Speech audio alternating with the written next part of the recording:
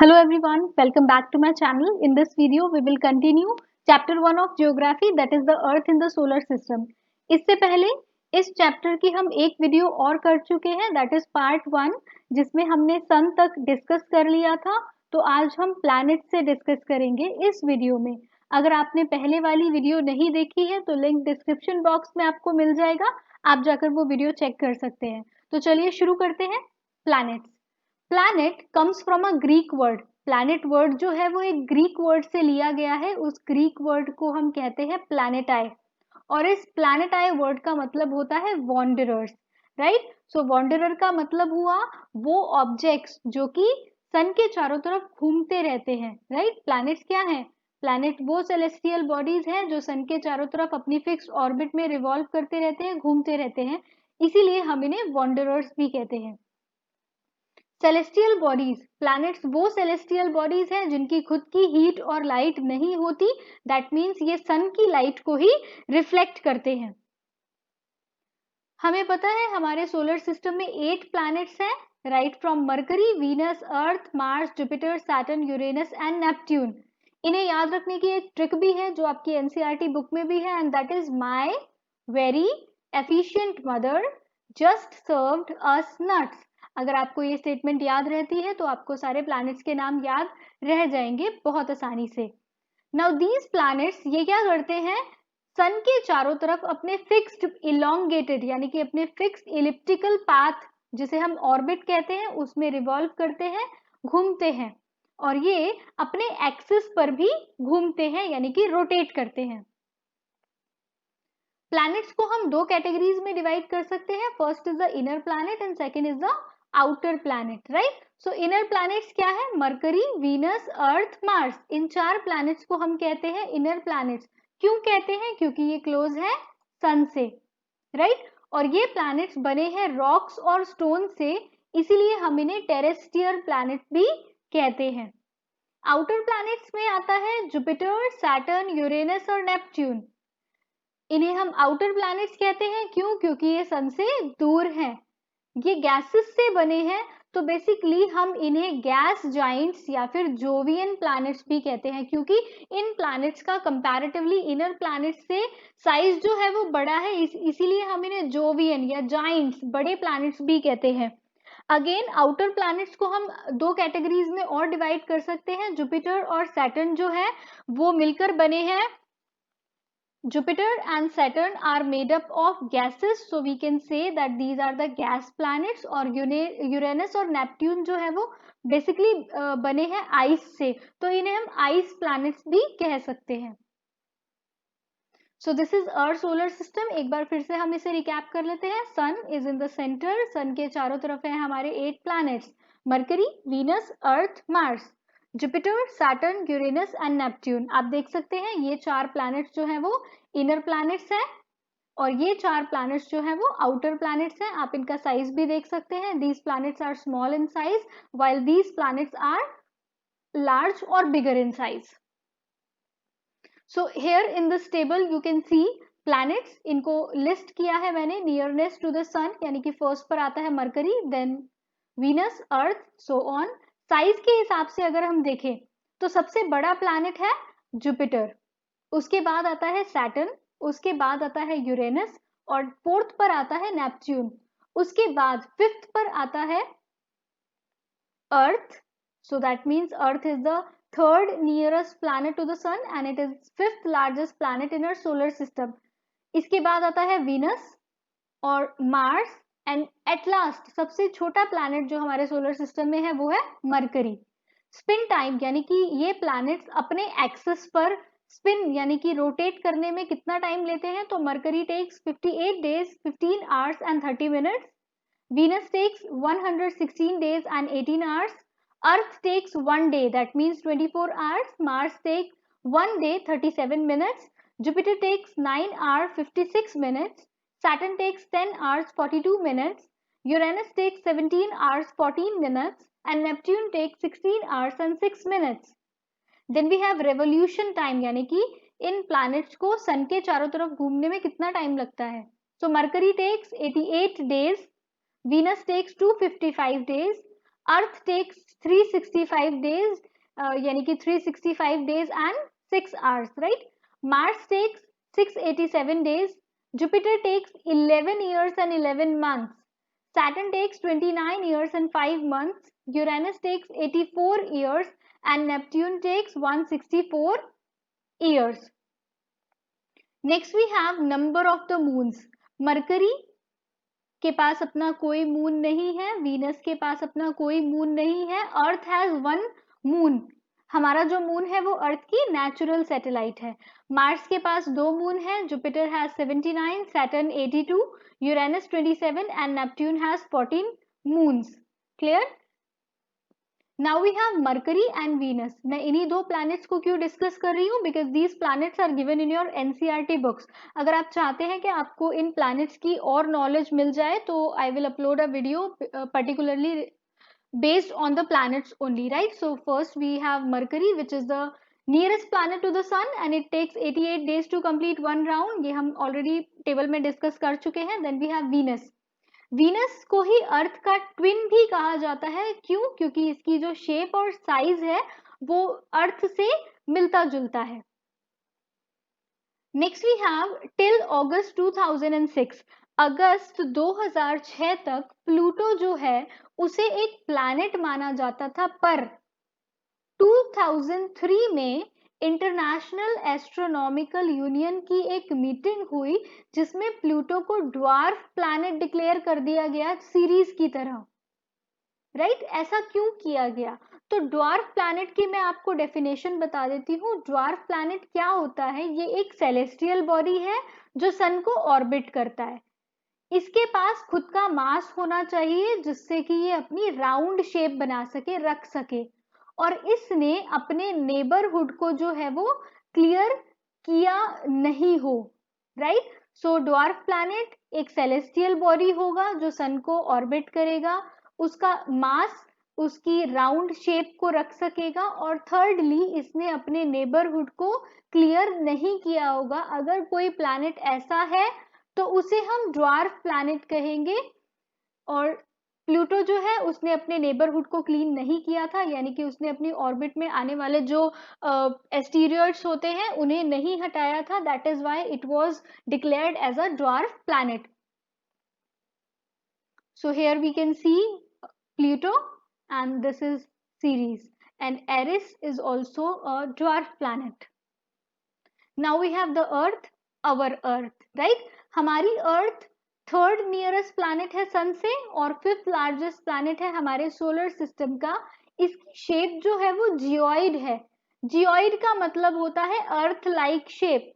अब earth like shape क्या होती है? So you can see here in this picture, हम सभी ने ऑरेंज तो देखा है. ऑरेंज के अगर मैं टॉप पोर्शन की बात करूं, I am not talking about the bottom one, अगर हम उसके टॉप पोर्शन की बात करते हैं तो वो ऊपर से थोड़ा सा फ्लैट होता है. ऐसी ही शेप हमारे अर्थ की है. ये इक्वेटर यानी कि यहाँ अपने सेंटर पर तो बल्जी है, बट पोल्स की तरफ, दोनों पोल्स की तरफ ये थोड़ी सी फ्लैट है, और इसी शेप को हम जियोइड शेप कहते हैं. अर्थ एक यूनिक प्लैनेट है. क्यों? क्योंकि यहाँ पर लाइफ सपोर्टिंग कंडीशंस है. इन लाइफ सपोर्टिंग कंडीशंस को हम किस बेसिस पर देख रहे हैं? टेम्परेचर. टेम्परेचर अर्थ का जो है वो ना ही ज्यादा गर्म है और ना ही ज्यादा ठंडा है, जिसकी वजह से अर्थ पर लोग जो है वो रह पाते हैं. यहाँ पर एयर है, लाइफ सपोर्टिंग गैसेस है. हमें पता है कि ऑक्सीजन जो है हमारे एटमॉस्फेयर में 21% ऑक्सीजन है, जिसकी वजह से हम लोग यहाँ पर सरवाइव कर पाते हैं. Then we have presence of atmosphere. Earth के चारों तरफ एक लेयर है जिसे हम एटमॉस्फेयर कहते हैं, जो क्या करती है? हमें यूवी रेज से बचाती है, हीट को ट्रैप करती है और हमारे प्लैनेट को वार्म रखती है.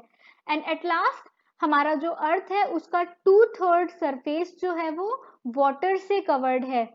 इसीलिए अर्थ को हम ब्लू प्लैनेट या फिर वाटरी प्लैनेट भी कहते हैं. और अगर आप स्पेस से अर्थ को देखेंगे तो ये बिल्कुल ब्लू कलर का प्लैनेट नजर आता है. Why? Because 2/3 of its surface is covered with water. Then we have moon. Moon is Earth satellite. हमने पहले ही डिस्कस कर लिया. मून क्या है? अर्थ की नेचुरल सैटेलाइट है. इसकी खुद की हीट और लाइट नहीं है, तो ये क्या करता है, सन की लाइट को रिफ्लेक्ट करता है। रात को मून हमें चमकता हुआ दिखता है, तो मून की खुद की लाइट नहीं है बल्कि वो सन की लाइट को ही रिफ्लेक्ट करता है। मून का डायामीटर जो है वो अर्थ का 1/4 है। ये हमें इतना बड़ा दिखता है क्योंकि ये अर्थ के पास है। मून हमारे पास होते हुए भी हमसे 3,84,400 किलोमीटर दूर है। मून को सन का एक चक्कर लगाने के लिए 27 डेज लगते हैं, that is 27 days and 8 hours basically. So इतना ही टाइम इसे लगता है एक स्पिन को कंप्लीट करने में, यानी कि अपने एक्सिस पर एक रोटेशन लगाने में। मून के पास कुछ लाइफ सपोर्टिंग कंडीशंस नहीं है, इसीलिए यहाँ पर लाइफ पॉसिबल नहीं है। या ना यहाँ पर एयर है, ना यहाँ पर वाटर है। यहाँ पर सिर्फ आपको माउंटेन्स देखने को मिलेंगे, प्लेन्स देखने को मिलेंगे और डिप्रेशंस मिलेंगे, यानी कि क्रैटर्स मिलेंगे, गड्ढे मिलेंगे, जिनकी वजह से ही हम कहते हैं कि मून पर चांद पर दाग है। तो वो बेसिकली दाग जो है वो किसकी वजह से है, गड्ढों की वजह से है, क्योंकि वहां पर सन की जो रिफ्लेक्टेड लाइट है वो नहीं पहुंच पाती और वो इम्प्रेशन जो है हमें देता है, गड्ढा जो है वो हमें लगता है कि चांद के ऊपर दाग है। Next we have phases of the moon. So full moon जिसे हम पूर्णिमा कहते हैं, न्यू मून अमावस्या, और क्रिसेंट मून गिब्बस मून। क्या है ये, देखते हैं हम एक पिक्चर की मदद से। सो this is the new moon, जहां पर मून जो है वो बिल्कुल भी सन की लाइट नहीं रिफ्लेक्ट कर रहा, यानी कि यहाँ का मून का कोई भी पार्ट जो है वो लिट नहीं है, यानी कि ब्राइट नहीं है। देन जैसे हम न्यू मून से फुल मून की तरफ बढ़ते हैं तो हम वेक्सिंग का वर्ड का यूज करते हैं, राइट। सो वेक्सिंग क्रिसेंट का मतलब हुआ कि यहाँ पर जो मून है उसका बहुत थोड़ा सा ही पार्ट जो है वो लिट है। देन क्वार्टर, क्वार्टर में क्या होगा, हाफ पार्ट लिट है और हाफ पार्ट डार्क है। एंड देन गिब्बस, गिब्बस में क्या होगा, 3/4 पार्ट लिट है और 1/4 पार्ट जो है वो डार्क है। Then we come to full moon, जहां पर हमें पूरा मून जो है वो ब्राइट नजर आ रहा है, चमकता हुआ नजर आ रहा है। और फुल मून से जब हम न्यू मून की तरफ बढ़ते हैं तो हम यूज करते हैं वेनिंग वर्ड का। क्लियर, यानी कि ये डिक्रीजिंग साइज को डिपिक्ट करता है। और 3/4 पार्ट जब लिट है और 1 पार्ट जो है वो डार्क है तो हम इसे कहते हैं gibbous moon. Then last quarter, यहाँ पर भी हाफ पार्ट लिट है और हाफ पार्ट डार्क है। देन कम्स वेनिंग क्रिसेंट, यहाँ पर जो लिट पार्ट है वो बिल्कुल ही कम है और 3/4 पार्ट जो है वो डार्क है। So these are the phases of the moon. Next we have satellite. So satellite is also a celestial body that moves around a planet. हमने पढ़ा था कि planets sun के चारों तरफ revolve करते हैं और satellites क्या करती हैं, planets के चारों तरफ revolve करती हैं। Planet satellite natural भी हो सकती है, जैसे कि moon अर्थ की नेचुरल सैटेलाइट है, पर कुछ सैटेलाइट्स मैन मेड भी हैं। सो ह्यूमन मेड सैटेलाइट्स जो है वो साइंटिस्ट डिजाइन करते हैं। क्यों, क्योंकि इनसे हमें यूनिवर्स और कम्युनिकेशन और हमारे वेदर एटसेट्रा एटसेट्रा उनके बारे में इंफॉर्मेशन मिलती है। Some human made satellites are EDUSAT, जिसे हम एजुकेशनल सैटेलाइट कहते हैं, इनसैट जिसे हम इंडियन नेशनल सैटेलाइट कहते हैं, IRS Indian remote sensing. So these are some human made satellites of India. So this is a picture in which we can see this is our earth और ये एक satellite है जो अर्थ के चारों तरफ मूव कर रही है। Now we have asteroid. So large pieces of rocks floating in space. Asteroids क्या है, बड़े बड़े pieces हैं rocks के जो कि space में float करते रहते हैं। और ये asteroids ज्यादातर मिलते हैं मार्स और जुपिटर के बीच में। एस्टेरॉइड्स क्या है, ये प्लैनेट्स का पार्ट है, उन प्लैनेट्स का पार्ट है जो कि बहुत साल पहले एक्सप्लोड हो गए होंगे, राइट। इसीलिए हम इन्हें प्लैनेटॉइड या फिर माइनर प्लैनेट भी कहते हैं, छोटे छोटे प्लैनेट। ज्यादातर एस्टेरॉइड्स जो है वो मार्स और जुपिटर के बीच में मिलते हैं और इस एरिया को हम एस्टेरॉइड बेल्ट कहते हैं। Let us see this here in this picture. This is the asteroid belt. यहाँ पर क्या है, एस्टीरियॉइड्स मौजूद हैं. Next is meteors. रॉक्स के छोटे छोटे पीसेस जो सन के चारों तरफ घूमते रहते हैं उन्हें हम क्या कहते हैं, मिटियोर्स कहते हैं. इन्हें ही हम शूटिंग स्टार्स कहते हैं. जब ये अनबर्ट पार्ट जो है, अनबर्न्ट पार्ट जो है अर्थ पर गिरता है तो हम इसे मिटियोराइट कहते हैं, मिटियोराइट कहते हैं. कुछ मिटियोराइट्स जो है वो स्टोन और आयरन से भी बने हुए होते हैं और वो इतने बड़े होते हैं कि वो अर्थ को हिट कर सकते हैं. ऐसा ही एक मेटियोर राइट से हिट होने के बाद एक क्रैटर फॉर्म हुआ है जो कि एरिजोना यूएसए में है. So this is the crater that was formed after the meteorite hit Arizona in USA. Comet. Comet क्या होते हैं, ये बड़े बड़े लंप्स हैं स्नो और रॉकी डस्ट के, जो कि कब विजिबल होते हैं, ये तब विजिबल होते हैं जब ये सन के पास आते हैं, राइट. सो ये ग्लो करना शुरू कर देते हैं जैसे ही ये सन के पास आते हैं और इनकी एक टेल यानी कि एक ट्रेल या फिर हम कह सकते हैं टेल भी डेवलप हो जाती है. एक बहुत ही फेमस कॉमेट है जिसका नाम है हेलीज कॉमेट. इसे हम हेलीज कॉमेट क्यों कहते हैं, क्योंकि ये एक इंग्लिश एस्ट्रोनॉमर एडमंड हेली ने डिस्कवर किया था और ये हेलीज कॉमेट देखा गया था 1986 में. So this is the Halley's comet. So we have successfully completed this chapter. Thank you everyone for watching. Have a nice day.